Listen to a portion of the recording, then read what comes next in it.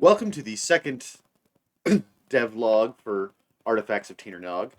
In this devlog, we're going to go through and show you one of the levels I have just thrown together rather quickly. It's already been planned, but I've been throwing it together quickly for a playtest.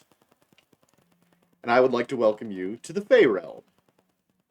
For some reason, my Oculus Quest does not like to record sound while it's recording, unless you start the recording before you even get in the level.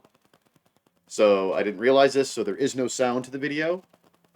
But here you are. This is the Fae Realm. I mean, there's music, obviously, but there's just no mic.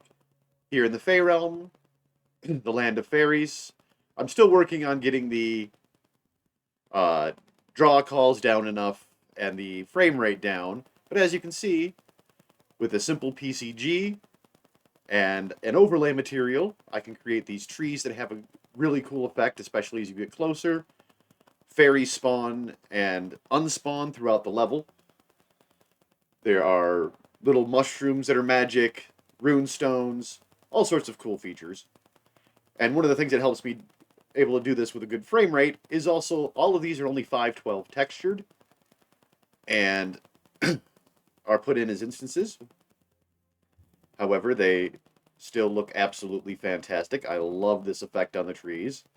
As you get closer, you get the little sparkles in the leaves. Mushrooms kind of pop in a little weird at points, but hey, they're mushrooms. They can be weird. There are some technical issues that are still to be resolved. As you can see, that flickering light in the plane.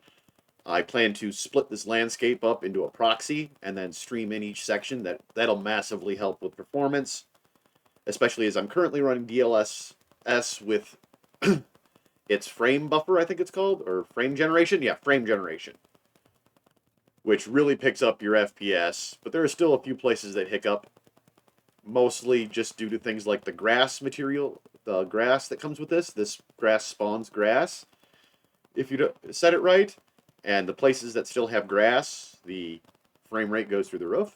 But here is one of these standing stones. I didn't realize they would be quite so big. Might have to scale them down a little. But oh, I also found rivers break holes. Make holes. Then there's a hole. But yes, this river breaks the landscape a little bit here. I'll have to go through and fix and figure out why it does that. There's points where you can actually walk on the water, other points where the water doesn't come through. Something a little goofy with the way this spline is interacting with the landscape. But you can see a nice little waterfall over there. And again, just a huge open world here in the Fae Realm to explore. There will be puzzles, there will be magic, there will be enemies to fight. But right now, it's just... See, that's the grass I'm talking about. And when there's too much of it, the whole frame rate goes weird. You'll get grass all over yourself. It does weird things. Got to get rid of that grass. Thought I'd gotten rid of it all, but doing this video, found I hadn't. You have to be very careful when designing for VR. Your frame rates are very important. What might be a 120 frame rate in a regular game when you throw on a VR headset might drop down to 60, 50, 30. And any drop in frame can cause it to freeze.